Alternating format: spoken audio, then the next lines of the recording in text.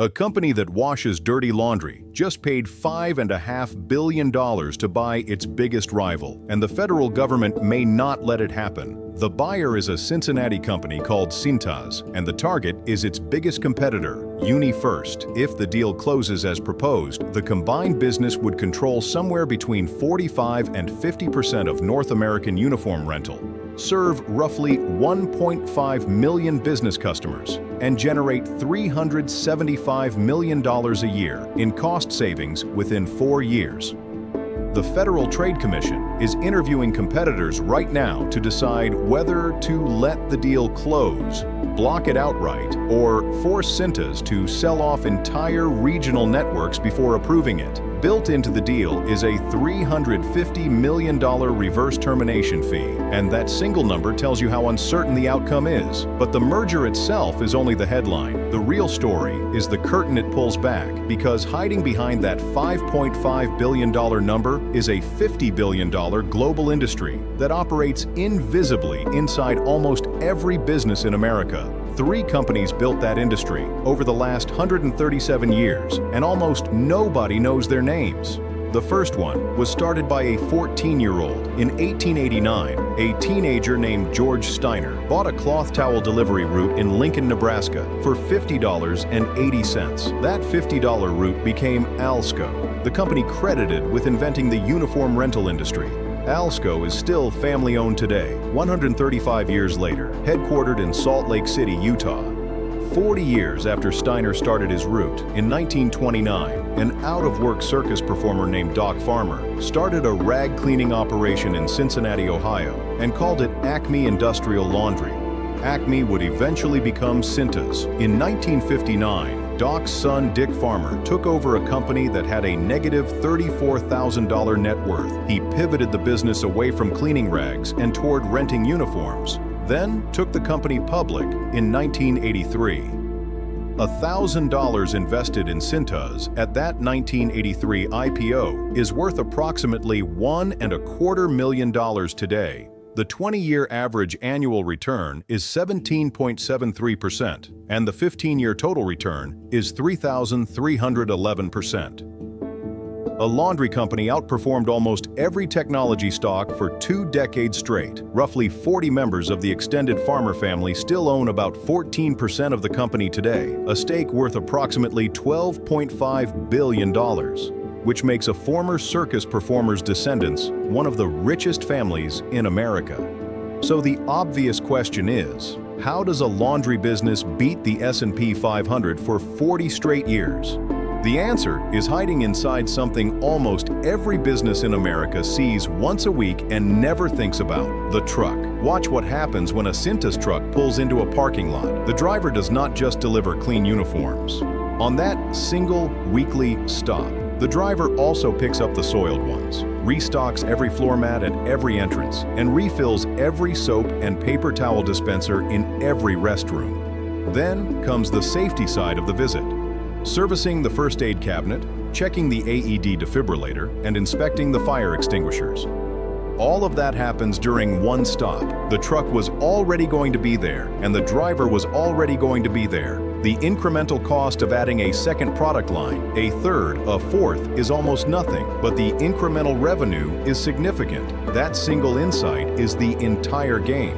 The second product line is even better than the first. Cintas' core uniform rental business runs at roughly a 49% gross margin, but the first aid and safety segment, sold off the same trucks to the same customers, runs at 56.8% gross margin.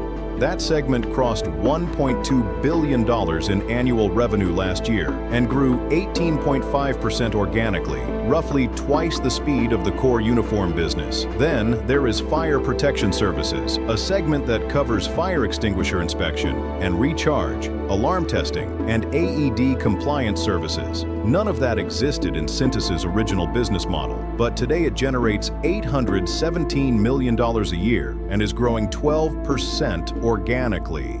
Every new segment was bolted onto the same delivery infrastructure. Every truck visit became more profitable as a result, and the cost for any competitor to replicate the model rose with each addition. Cintas runs 12,100 local delivery routes from 478 facilities, and each one of those route stops is a multi-product monetization event. Customer retention sits at roughly 95% year over year, which means every customer they win turns into a recurring revenue annuity that compounds for 2 decades. But the cross-sell is only half of the story. The other half is even quieter, and it shows up on the customer's invoice.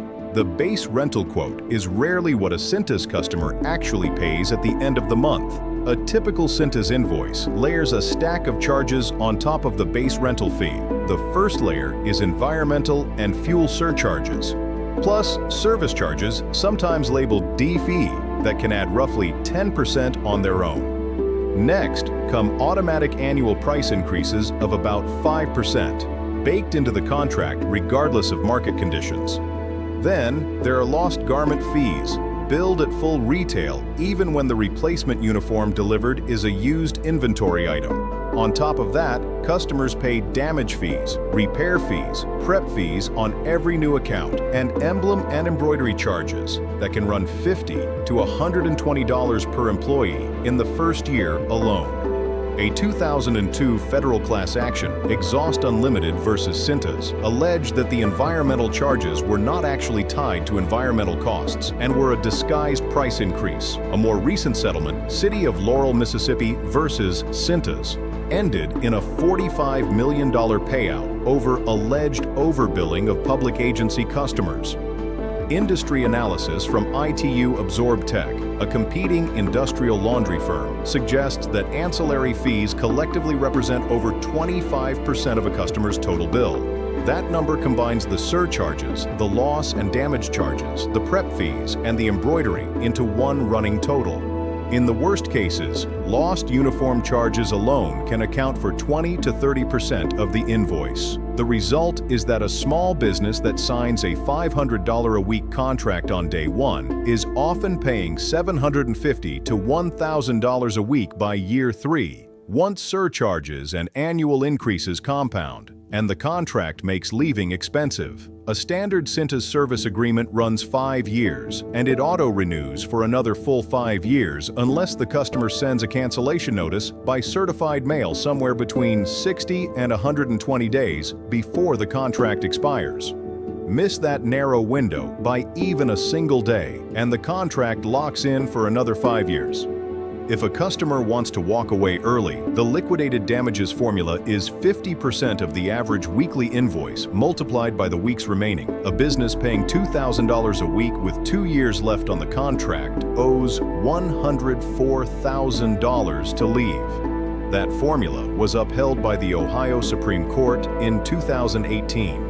So now the picture starts to come together. The truck visit monetizes 5 products at once. The contract makes leaving punitive. The surcharge stack quietly compounds the bill every year, and the 95% retention rate turns every customer into a 20-year annuity. There is one more piece, and it might be the most important one. About 2/3 of Cintas' new customers are not stolen from competitors at all. They are businesses that were not using any uniform rental program in the first place. Small operators buying uniforms at retail, managing their own laundry, or doing it themselves. Cintas management calls those customers no programmers, and the company has cited roughly the same statistic on 3 separate earnings calls dating back to 2020. About 2/3 of new business comes from converting non-rental customers, not from poaching rivals. In other words, Cintas is not just winning the existing market, it is creating it. Now look at what those numbers do after the Unifirst deal closes.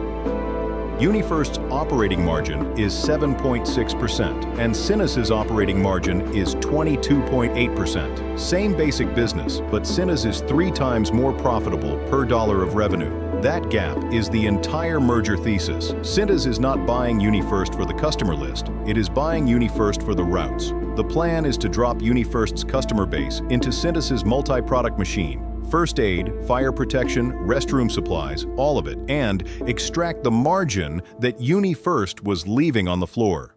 The deal projects $375 million a year in cost savings within 4 years, and most of that comes from eliminating overlapping delivery routes in a city where Cintas runs 3 trucks down the same street and Unifirst runs 2. The combined company runs 3. The other 2 go away, and the revenue stays. Cintas has run this exact playbook before. In 2017, it bought G&K Services, then the 3rd largest player in North American uniform rental, for $2.2 billion. The pitched synergies were $130 to $140 million a year. Within 12 months of closing, route revenue at the combined company grew 20.6% on a per-route basis as Cintas collapsed the overlapping networks. The same consolidation has been running for 40 years in slow motion. Back in 1981, there were roughly 1,600 uniform rental companies in the United States. By the early 1990s, there were fewer than 800. Today, the bulk of the market belongs to just 3 companies, with Cintas and Unifirst leading, and a 3rd player named Alsco, operating quietly out of Salt Lake City.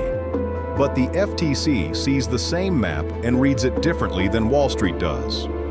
Antitrust analysts at Antitrust Intelligence estimate that in dense markets like Boston and Chicago, the Herfindahl-Hirschman Index, the standard concentration measure regulators use, would jump 800 to 1,000 points after the deal. Anything above 100 in a concentrated market typically draws a regulator's attention. In some specialized lines of business, the concentration is even more extreme. Unitech, the Unifirst subsidiary that launders contaminated uniforms for nuclear power plants, has virtually no substitutes anywhere in North America. So, the FTC has 3 real options on the table. The first option is to let the deal close as proposed. In that scenario, Cintas becomes an effective duopoly with Vestis, the struggling 2023 spin-off from Aramark, whose stock has fallen more than 35% since launch. The 1.5 million combined customers face fewer competitive alternatives at every renewal. The route monopoly tightens in dozens of mid-sized cities, and the 95% retention rate gets even harder to break. The second option is for the FTC to block the deal outright.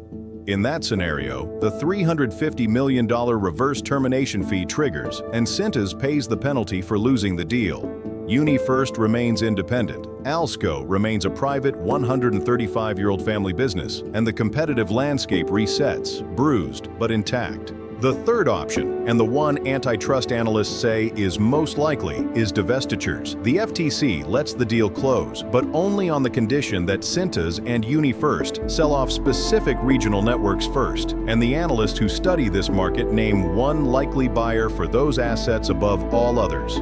That buyer is Alsco, the same company George Steiner started for $50.80 in 1889, the same company that invented this entire industry. Alsco's revenue, according to the data service ZoomInfo, is estimated at roughly $2.3 billion, though as a private company, Alsco has never disclosed an audited number, and the actual figure may be higher. Alsco holds about 5% of the North American market today. If the FTC forces Cintas to divest, that share could quadruple overnight, and the 14-year-old's $50 laundry route would absorb pieces of the empire it spawned. That is what is actually being decided in Washington right now. The question is not just whether one laundry company can buy another. The question is whether the invisible empire that touches roughly 20 million American workers every day gets a single dominant owner, or whether the company that started it all 135 years ago finally gets a chance to win. According to the industry's main trade body, the Textile Rental Services Association, the North American uniform and linen industry processes 15 billion pounds of laundry every year. It employs more than 200,000 people and runs a fleet of 22,000 vehicles across the continent. The companies that own those trucks and those facilities are the ones the FTC is now choosing between. 20 million American workers wake up every day wearing a uniform that came from one of 3 companies, and most of them have never heard the names Cintas, Unifirst, or Alsco. Most of their employers signed contracts decades ago and have not renegotiated since. Whatever the FTC decides in the second half of 2026, the underlying economics do not change. The truck still arrives every week, every stop still monetizes 5 product lines at once, and the contract still auto-renews unless somebody mails a certified letter inside a 60-day window. The hidden empire keeps running, regardless.